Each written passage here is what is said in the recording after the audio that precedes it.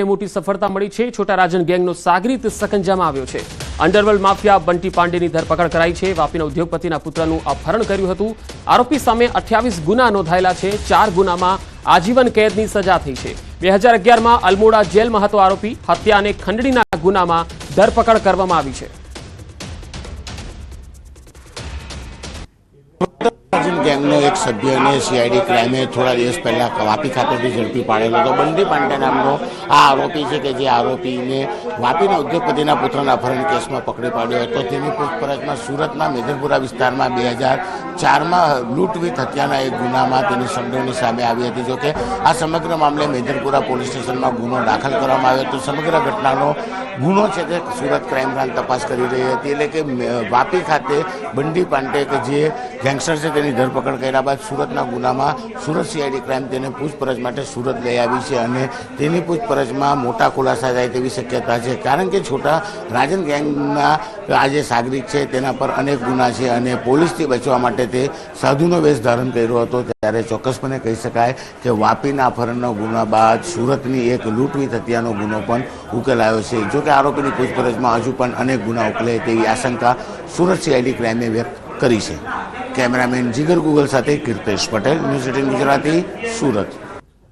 ધરણા દેખાવ માટે પણ ચાર્જ। જી હા, સુરતમાં આરટીઆઈ કરી ખંડણી ઉઘરાણી કેસમાં એક મોટો ખુલાસો થયો છે। ખંડણી માગવાના કેસમાં પૂર્વ કોર્પોરેટરની ધરપકડ થઈ છે। ક્લાસીસ સંચાલક પાસે 10 લાખ રૂપિયાની માંગણી કરી હતી। ગેરકાયદે બાંધકામ હોવાનું કહી પૂર્વ કોર્પોરેટરે ખંડણી માંગી હતી। પોલીસે પૂર્વ કોર્પોરેટર પ્રકાશ દેસાઈને ખંડણી માંગતા રંગે હાથે પકડી પાડ્યો। ક્લાસીસ વિરુદ્ધ ઘણી વખત આરટીઆઈ કરી હતી। આરોપી ગુરુવારે મનપા કચેરી બહાર ધરણા પર બેસવાનો હતો। ખંડણીખોર પૂર્વ કોર્પોરેટરે ધરણા માટે કોડવર્ડ પણ રાખ્યો હતો। ધરણા માટે થિયેટર, ખંડણી માટે ટિકિટ, કોડવર્ડ વપરાતો હતો। ફરિયાદી પાસેથી ખંડણી એટલે કે ટિકિટના નામે 4.5 લાખની માંગ કરી હતી, જેમાં 3 લાખ રૂપિયાની ખંડણી લેતા રંગે હાથે પકડાયો। શહેરમાં લિયો ક્લાસીસના સંચાલક પાસેથી ખંડણી માંગી હતી।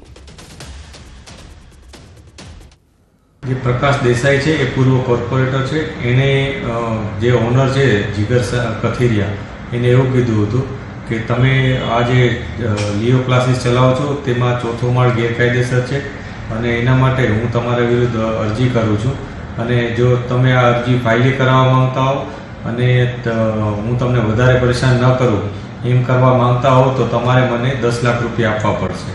ફૂડ વિભાગે ફરીથી સપાટો બોલાવ્યો। 15 દિવસ પહેલા સીલ કર્યા હતા 2 ગોડાઉન। ગોડાઉનના માલિક હાજર થતા તપાસ શરૂ કરી। શંકાસ્પદ તેલ અને ઘીના નમૂના લીધા। માલિક હાજર થતા ફૂડ વિભાગે ગોડાઉનના સીલ ખોલી અને તપાસ હાથ ધરી। ફૂડ વિભાગે અંદાજિત 16,809 કિલો ઘી અને 388 કિલો તેલનો જથ્થો સીઝ કર્યો। ફૂડ એન્ડ ડ્રગ્સ વિભાગે 51.25 લાખનો શંકાસ્પદ માલ સીઝ કરી અને આગળની તપાસ હાથ ધરી।